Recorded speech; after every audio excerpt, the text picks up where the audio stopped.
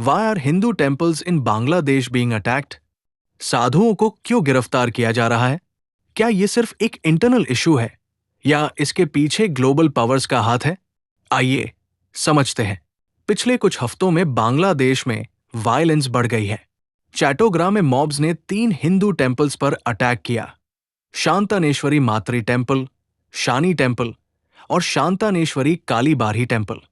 ये अनरेस्ट चिन्मय कृष्णदास, जो एक फॉर्मर ईस्कॉन मेंबर हैं, पर सेडिशन चार्जेस और 2 अन्य साधुओं की अरेस्ट के बाद शुरू हुआ, जो उन्हें जेल में खाना देने गए थे।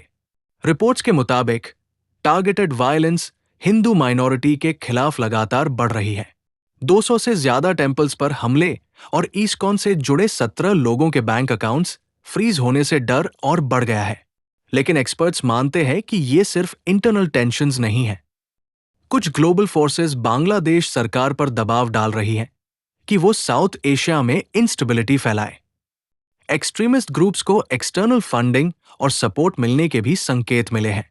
ये अनरेस्ट न सिर्फ माइनॉरिटीज को टारगेट करता है, बल्कि क्षेत्र में भारत के बढ़ते इन्फ्लुएंस को कमजोर करने की कोशिश है। माना जा रहा है कि इन घटनाओं से भारत को स्ट्रेटेजिकली आइसोलेट करने की कोशिश हो रही है। इंडिया ने इस पर स्ट्रॉन्ग रिएक्शन दिया है। External affairs minister S Jaishankar ने कहा कि बांग्लादेश को माइनॉरिटीज की सेफ्टी सुनिश्चित करनी चाहिए। कोलकाता में हुए प्रोटेस्ट्स ने भी भारत की ग्रोइंग कंसर्न को हाईलाइट किया है। ये मामला सिर्फ बांग्लादेश का नहीं, बल्कि पूरे रीजन की स्टेबिलिटी का है। क्या ये अनरेस्ट सिर्फ एक कोइंसिडेंस है या इसके पीछे एक बड़ी जियोपॉलिटिकल स्ट्रैटेजी काम कर रही है? जुड़े रहिए आज की दृष्टि के साथ, जहां हम इस मुद्दे की गहराई से एनालिसिस करेंगे। सब्सक्राइब कीजिए अब ग्लोबल अफेयर्स की डीपर इनसाइट्स के लिए।